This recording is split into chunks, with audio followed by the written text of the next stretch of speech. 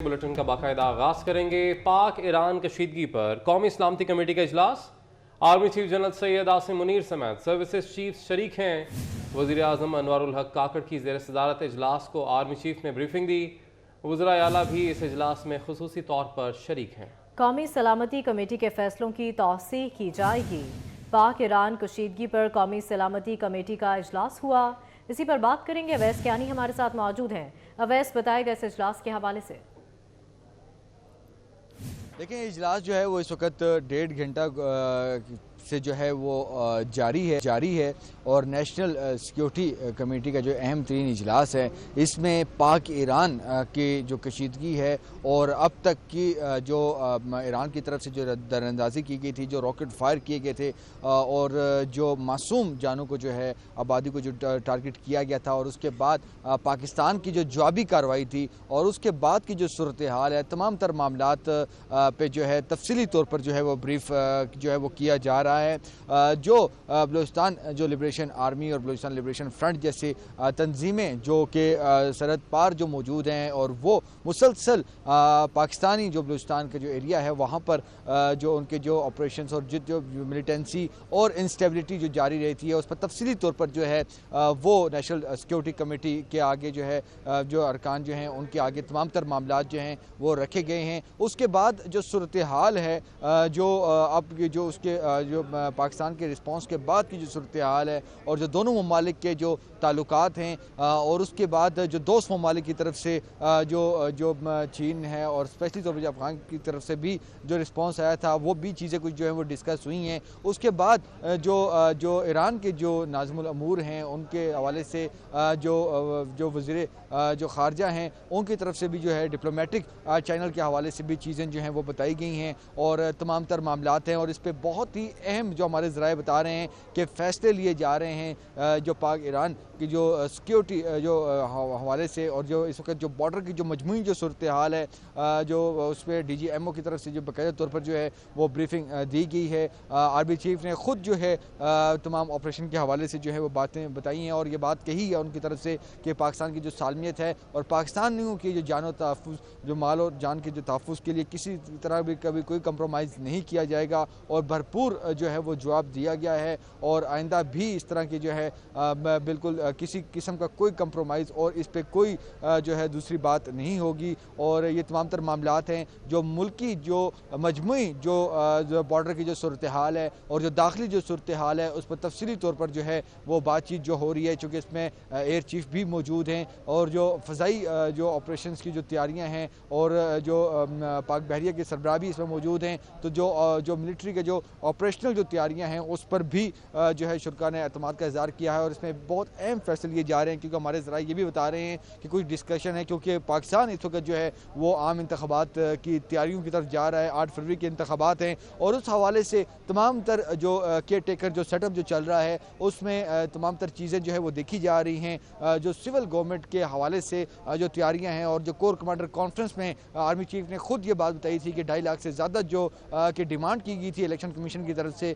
कि जो सिक्योरिटी दरकार है, तो वो तमाम तर जो मामलात हैं और जितने भी जो नुकात हैं नेशनल सिक्योरिटी कमेटी के जो क्योंकि 1 पॉइंट एजेंडा था सिक्योरिटी के ही हवाले से, वो तमाम तर चीज़ें जो है वो अंदर डिस्कस हो रही हैं। 1.5 घंटा से ज़ायद का वक्त हो चुका है, गो के फ़ौरन बाद इसके जो अहम तरीन जो नेशनल सिक्योरिटी कमेटी के जो मीटिंग में जो अहम फैसले होने हैं उसको वेट किया जाएगा काबीना में। और बहुत से दीगर जो काबीना अरकान हैं, कमेटी के मेंबरान तो नहीं हैं, लेकिन चूँकि 5:30 के करीब जो है बजे के करीब जो है काबीना का इजलास तय था, तो वो भी मेंबरान जो है काबीना मेंबरान जो हैं वो पहुँच चुके हैं, PM हाउस में ही मौजूद हैं। भी मुतवक्के हैं इस इजलास में। बहुत शुक्रिया वैसा आपका।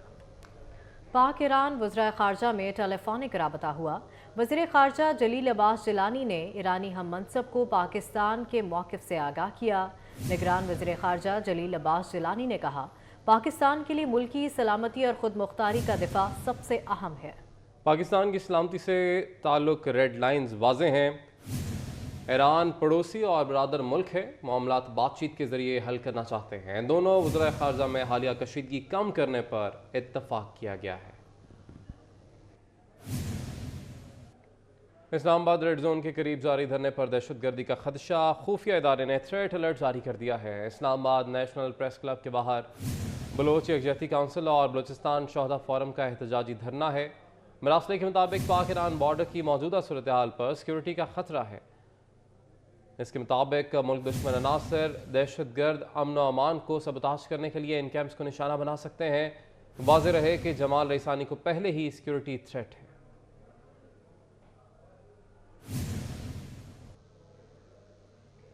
آج لیول پلینگ فیلڈ کا الزام لگایا جاتا ہے۔ کیا نواز شریف نے 9 مئی کو ریاست پر حملے کا کہا تھا؟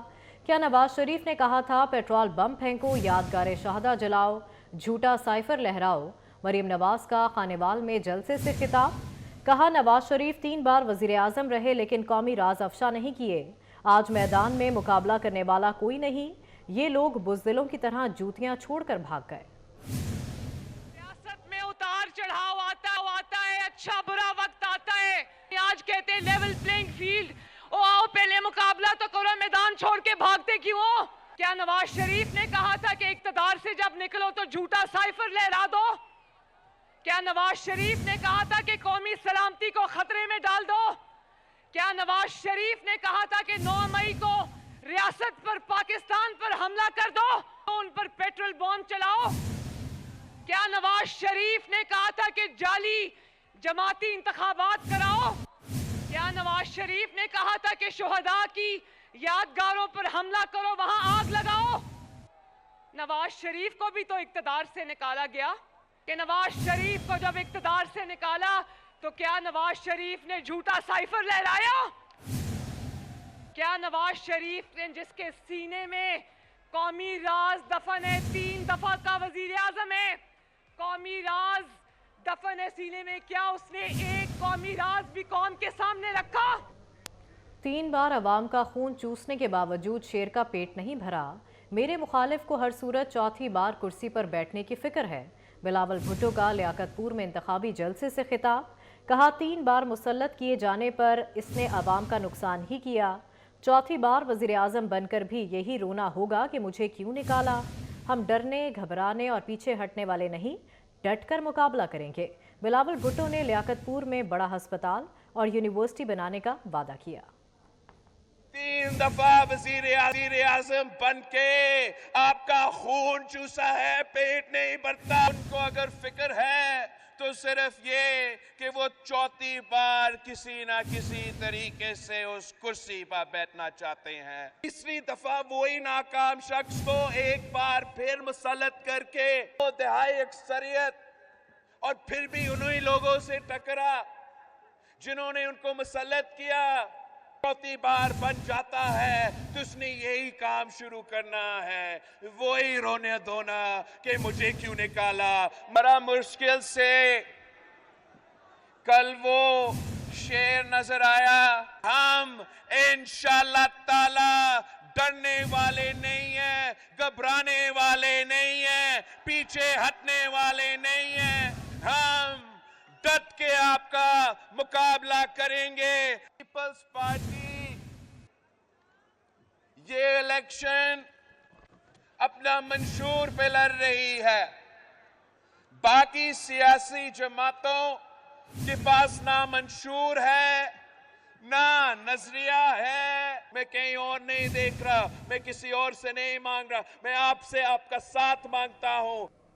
چاہتے ہیں ہمارے تمام امیدوار جیتیں۔ سربراہ استحکام پاکستان پارٹی جہانگیر ترین کا کہنا ہے کہ کہیں پہنچنا ہے تو ہدف پورا کرنا ہوگا۔ ملتان میں پریس کانفرنس میں انہوں نے کہا کہ کامیاب ہو کر اس حلقے کی شکل بدل دیں گے۔